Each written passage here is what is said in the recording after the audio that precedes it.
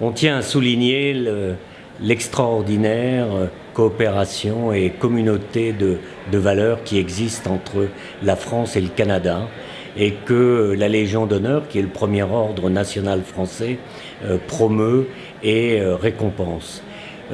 Comme vous l'avez souligné, nous avons commencé par le dévoiement d'une plaque à l'hommage et en souvenir des 52 soldats canadiens qui ont mérité la médaille militaire, qui est la plus belle et la plus haute décoration militaire qui puisse être attribuée à un soldat ou un sous-officier dans l'armée française et qui avait été créée par Napoléon III.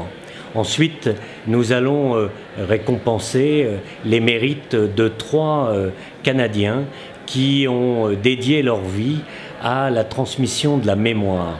Et cette mémoire, c'est précisément le sacrifice des soldats canadiens, de jeunes soldats canadiens, qui en France, à 2 reprises, au moment des grands conflits mondiaux, de la Première et de la Deuxième Guerre mondiale, sont venus offrir leur sueur et leur sang pour sauver la patrie française et pour sauver la liberté.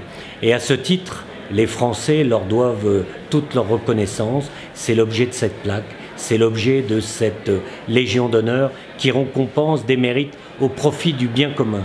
C'est-à-dire derrière la récompense d'un individu, bien sûr, on récompense l'action qui a été conduite, mais également on cite en exemple pour d'autres, pour montrer qu'eux aussi peuvent participer à une action au profit du bien commun de chacun de nos compatriotes.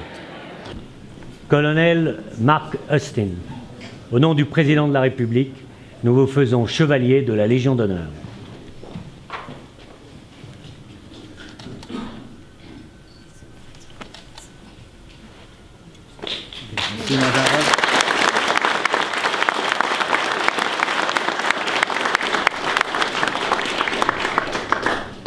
Brigadier général David Kettle, au nom du Président de la République et en vertu des pouvoirs qui nous sont conférés, nous vous faisons chevalier de la Légion d'honneur.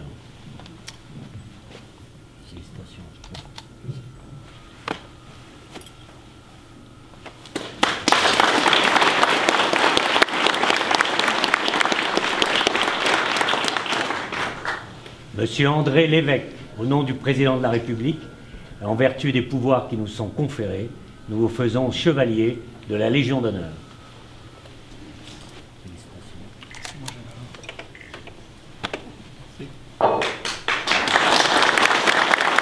L'importance, c'est pas seulement que de se souvenir de ceux qui étaient avant nous, mais c'est de continuer l'histoire pour que les adultes et les jeunes d'aujourd'hui continuent de savoir de qu'est-ce qui a été fait et puis d'apprendre des leçons d'histoire, qu'on ne répète pas les mêmes erreurs. Et puis le fait de continuer l'historique de qu'est-ce que les gens ont fait, comme Monsieur le grand chancelier a indiqué, on continue à servir avec les forces armées françaises. Et puis c'est important que l'histoire est intéressante, mais l'histoire continue aujourd'hui au présent.